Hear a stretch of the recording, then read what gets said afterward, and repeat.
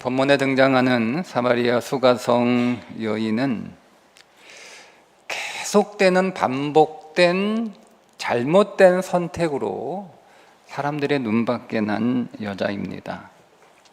여러분, 누구나 다 한두 번은 실수할 수 있습니다. 하지만 똑같은 실수를 5번이나 한다는 것은 예산 일은 아니죠. 한 번은 실수할 수 있습니다. 한 번은 실수. 그런데 그 똑같은 실수를 2번 했다는 것은 실패했다는 겁니다. 그리고 그 똑같은 실수를 3번 했다는 것은 실격입니다. 그런데 이 여인은 5번이나 똑같은 잘못을 합니다.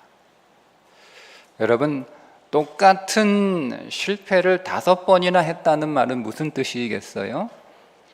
달라질 가능성이, 좋아질 가능성이 전혀 없다. 한두 번 잘못할 때는 그래도 사람들이 애정을 가지고 좀 이렇게 도와주려고 애를 썼을 거예요. 그런데 번번이 똑같은 짓을 하니 아마도 정내미가 뚝 떨어졌겠죠.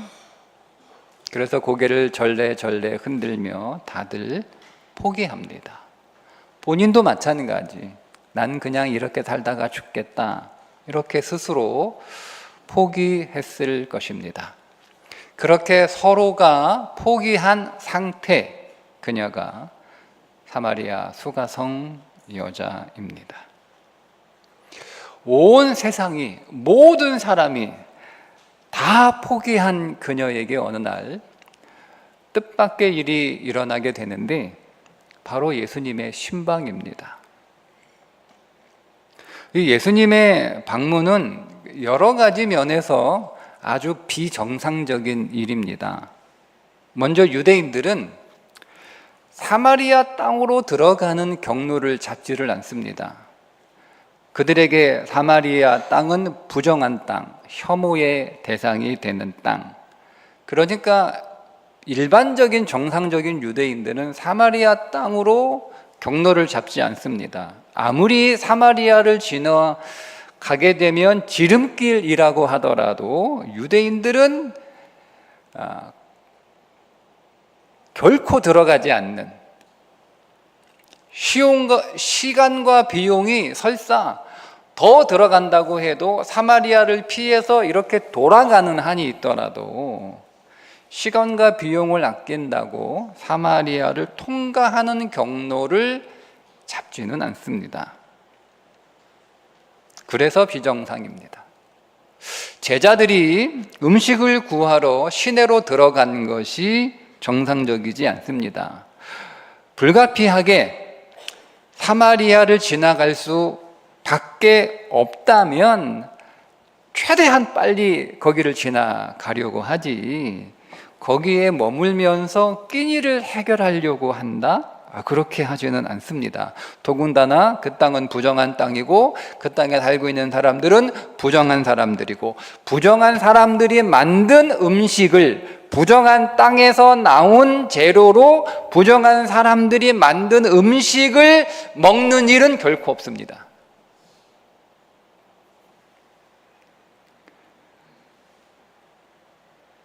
만약에 부득이하게 뭔가를 먹어야 한다면 도시락을 싸가지고 들어가지, 그 땅에 있는 음식점에서, 가게에서 음식을 구하지는 않습니다.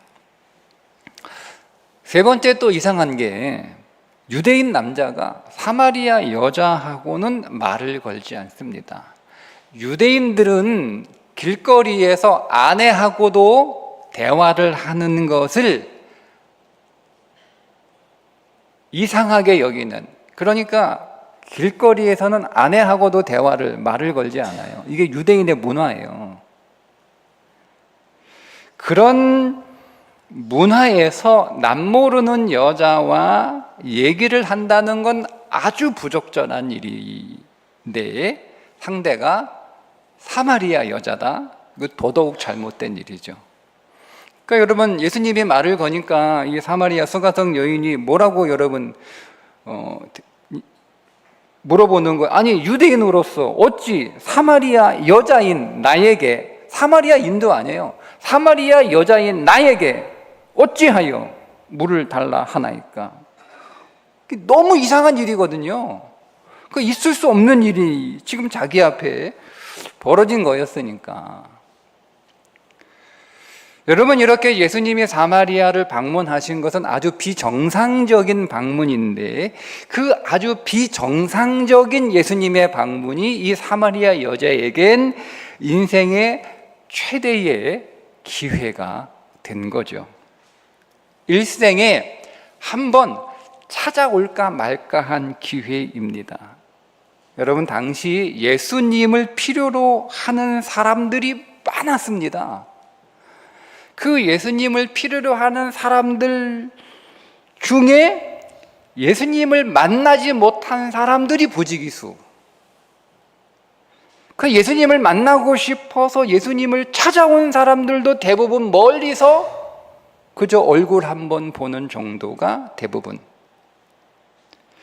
예수님하고 가까이 마주한 사람들은 소수였고, 예수님을 만나서 문제 해결을 받은 사람은 극소수였습니다. 그런데 예수님이 이 여자를 염두에 두고 사마리아 땅에 이 여자를 신방하러 오셨다라고 하는 것은요, 이 여인에게는 엄청난 행운이에요. 말할 수 없는 기회가 이 여자의 인생 안에 찾아온 것입니다. 이 여자에게 정말 말할 수 없는 기회가 어떤 방식으로 찾아왔어요? 비정상적인 방식으로 찾아왔어요. 여러분, 기회가 와도 사람들이 그 기회를 잡지 못하는 경우는 대개 그 기회가 비정상적인 방법으로 찾아오기 때문에 그렇습니다. 예상치 못한 방법으로, 예상치 못한 모습으로 기회가 찾아오니까 기회를 그래서 놓치는 거거든요. 모든 사람이 포기한 이 여인에게 그 자신은 물론이거니와 대부분의 사람들이 생각하지도 못하는 방식으로 기회가 찾아왔습니다. 과연 이 여자는 그 기회를 잡을 수 있을까?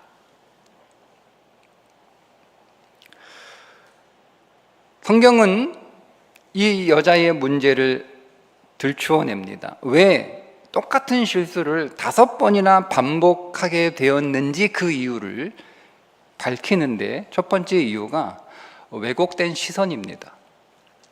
7절에 보면 사마리아 여자 한 사람이 물을 기르러 왔음에 예수께서 물을 좀 달라, 예수님이 물을 좀 달라, 목말라서 물 좀 달라고 하셨겠지, 이렇게 읽을 수 있는데요.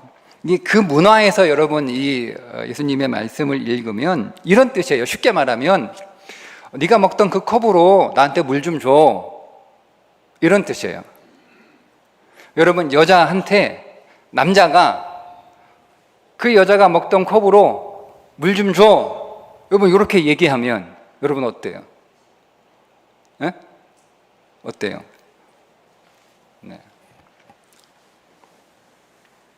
그 당시 풍습에서는요, 그 말은 친하게 지내자, 이런 뜻입니다.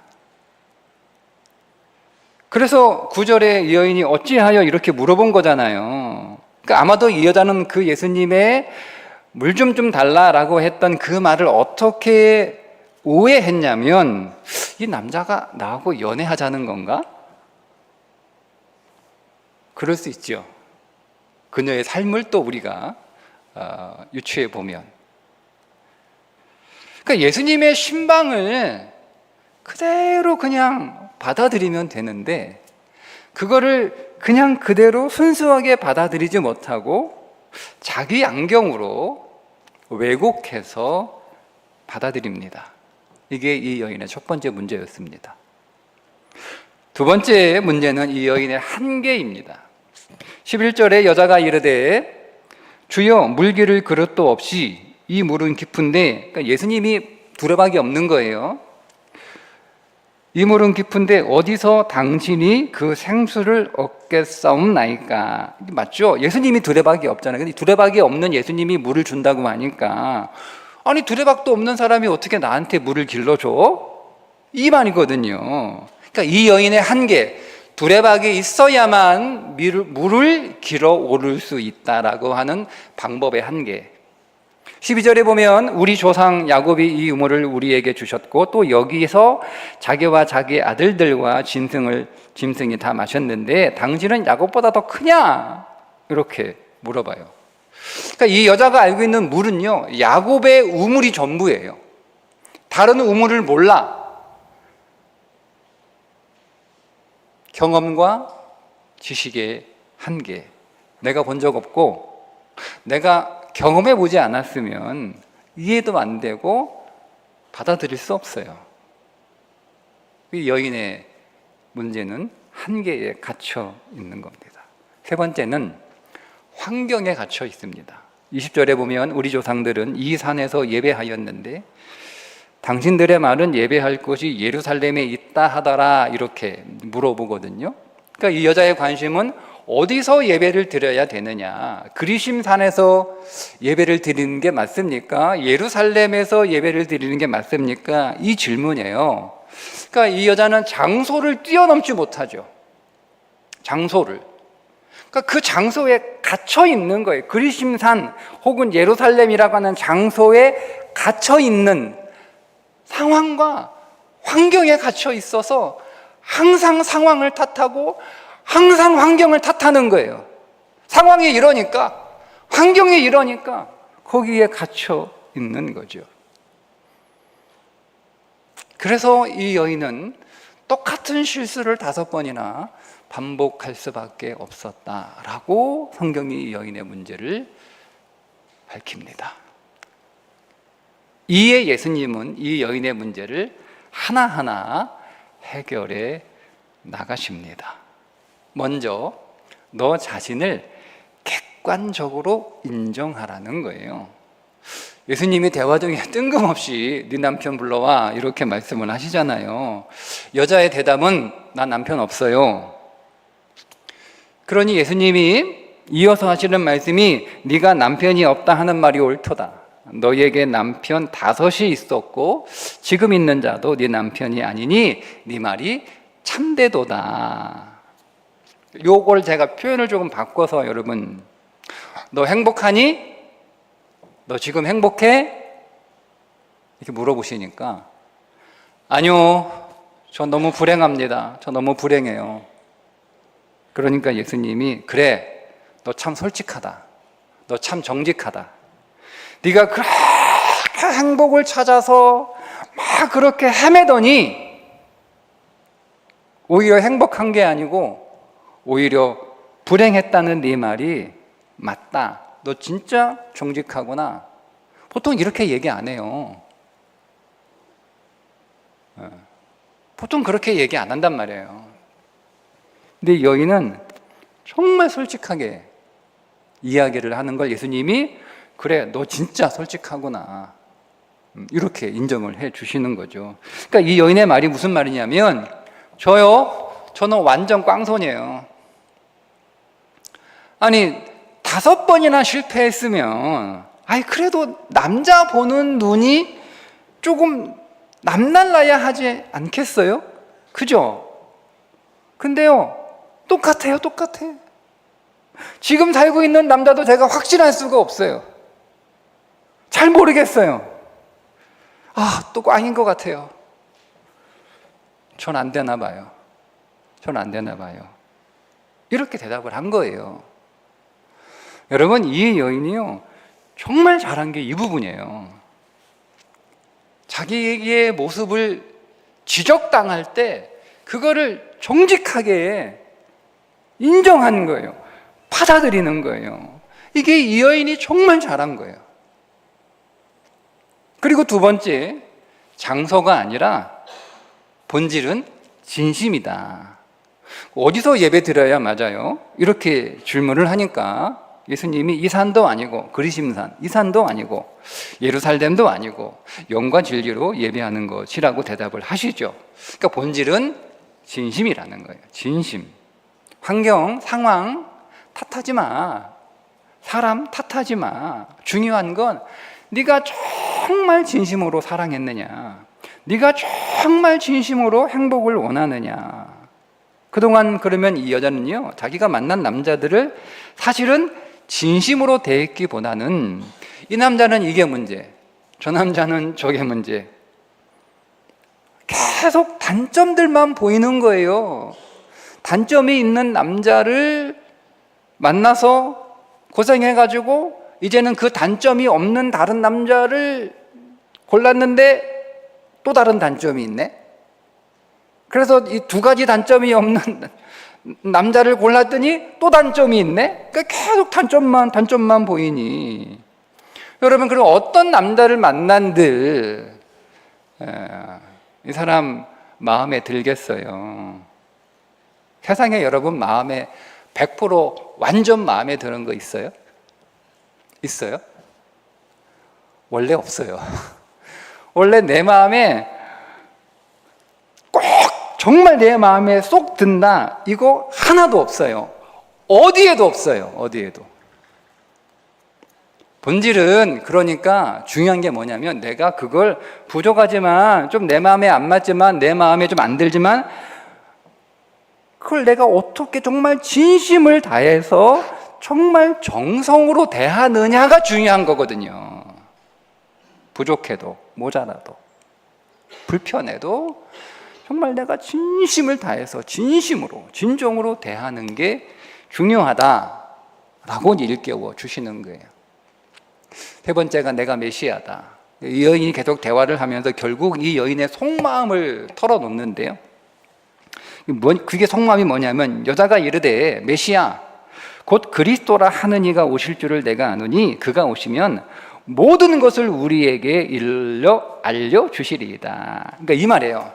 다 앞에 계신 남자 이야기를 이렇게 듣다 보니 말은 맞아, 그죠? 그래서 뭐라고 지금 말하는 거냐면, 글쎄요, 당신 말이 맞을 수도 있겠지만 진실은 메시아만 아시죠. 메시아가 오시면 다 해결될 거예요. 다 해결될 거예요. 요 말이에요. 누구에게나 다 메시아가 있습니다. 자, 여러분들의 메시아는 무엇입니까? 이것만 있으면 다 풀려. 이것만 있으면 다 해결돼. 이것만 있으면 다 끝나. 난 이것만 있으면 다 돼. 그게 여러분들의 메시아예요. 그런데 그 메시아가 누구라고요? 예수 그리스도. 그게 나야. 예수 안에서 여러분 다 풀립니다. 아멘. 여러분 예수 안에서 다 해결됩니다. 여러분 예수 안에 답이 다 있습니다. 결론입니다. 저는 이 여자의 믿음이 너무너무 놀랐습니다. 왠 줄 아세요? 무슨 기적을 본 게 아니에요. 그냥 예수님하고 얘기만 했어. 얘기만. 뭐 갑자기 예수님이 없던 두레박이 짠 하고 나타난 것도 아니고, 빈 두레박에서 막 물이 확 막 이렇게 솟아난 것도 아니고, 아무것도 없었어요. 아무것도.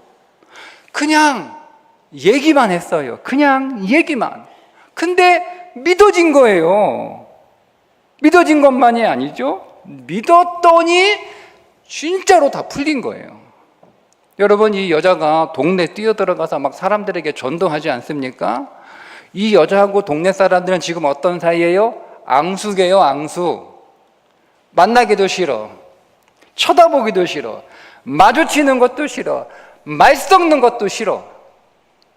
그런데 그 사람한테 갔단 말이에요. 자기 그렇게 무시하고 자기 사람 취급도 안 했던 사람들한테 가서 내가 메시아를 만났고 드디어 내 인생이 다 풀렸다. 이렇게 여러분 전도를 합니다. 세상에 어떻게 이런 일이 일어날 수 있죠? 그냥 예수님하고 얘기만 했을 뿐인데. 선택이에요. 늘 잘못된 선택을 했던 이 여인은 드디어 제대로 된 선택을 하게 됩니다. 그래서 자기 인생에 찾아온 최대의 행운을 잡을 수가 있었던 겁니다. 드디어 이 여인은 그렇게 찾아 헤매던 행복을 그녀 인생 생애 최초로 그 행복을 경험하는 복을 얻게 되죠. 2주 전에 어느 목사님하고 식사를 이렇게 하면서 했던 대화인데요. 목사님이 자기 젊었을 때 처음 개척했던 이야기를 저한테 들려주시는데, 개척할 때 조그마한 동네에 믿는 사람도 별로 없는데 그 가운데 믿는 사람이 하나가 목사님 개척한 교회에 왔대요. 근데 하필 그 사람이 왔대. 하필 그 사람이. 다른 좋은 사람들도 있는데 하필 그 사람이. 그래서 그 사람을 목사님이 이렇게 표현합니다. 오 목사, 그 사람 괴물이야, 괴물. 괴물. 제가 밥 먹다가 아니 생긴 게 진짜 괴물이야. 생긴 게 얼굴이 여잔데 얼굴이 괴물이래. 괴물. 진짜. 야, 오 목사, 진짜 얼굴이 생긴 게 괴물이라니까. 근데 성격은 더 괴물이야. 그 남편은 동네 건달, 유명한 건달이에요. 그러니까 목사님이 이 개척해놓고 이 괴물 때문에 고생을 얼마나 하셨는지. 아니, 제가 밥을 먹다가 도대체 얼마나 고생을 하셨길래. 이분도 성격이 보통 아니거든요. 에? 이분도 보통 아니에요. 어디 가서 둘째 가라고 하면 서러울 만큼 그런 분인데, 도대체 그분이 얼마나 괴물이길래 너무너무 고생을 하셨다는 거예요. 개척하시고. 그리고 이제 그 교회를 이제 떠나시고 이제 다른 교회 가시고 이제 하셨는데, 교회가 개척한 지 40주년, 설립 40주년 감사 예배 드린다고 와서 설교해 달라고 부르더래요. 그래서 갔어. 내가 개척한 교회니까 40주년 됐다고 그러니까 갔죠. 갔는데 그분이 있는 거예요. 누가? 괴물이. 근데 얼굴이 완전히 바뀌었대요. 분명히 그 사람이야. 성형을 한 것도 아니야. 분명히 그 얼굴 그대로야. 그런데요, 목사님이 딱 보는데 분명히 그 얼굴 맞는데 사람이 완전히 달라졌대요. 얼굴에서 천사 같더래. 천사. 너무 신기하잖아요. 목사지만 신기하잖아. 목사지만 신기하잖아요. 목회하다 보면 진짜 사람 변하나 이런 의심 많이 들거든요. 너무 신기해요. 물으셨대요. 뭐 이렇게 변했어요? 어떻게 변했어요? 그러면 이제 설명을 하시는 거예요. 목사님, 제가 기도하던 중에 그런 마음이 하나님이 말씀하시는 것처럼 그런 음성이 들려드려요. 기도하는 중에, 야 아무개야, 내가 너한테 은사 줬는데 너 그 은사 내뺏긴지고 네 맘대로 지금까지 살았지? 내가 만약 다시 은사를 너에게 주면 그 은사대로 믿음 생활 할 거야? 이렇게 물어보시더래. 그래서 생각해 보니까 하나님이 자기에게 은사를 주셨는데 그거 내팽개치고 그냥 산 거예요.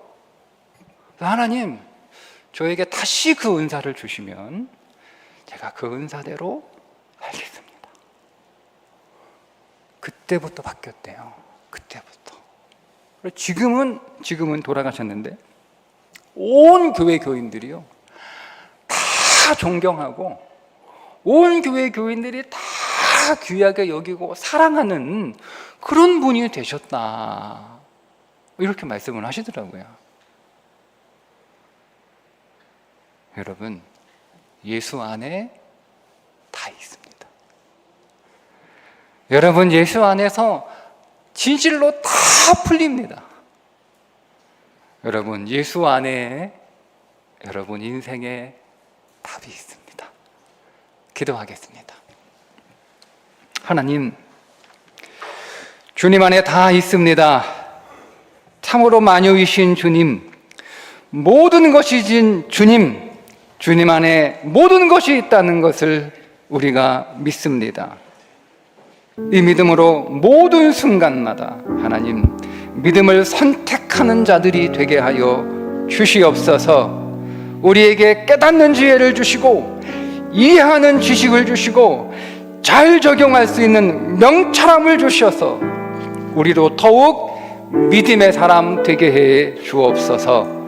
예수님의 이름으로 기도합니다. 아멘.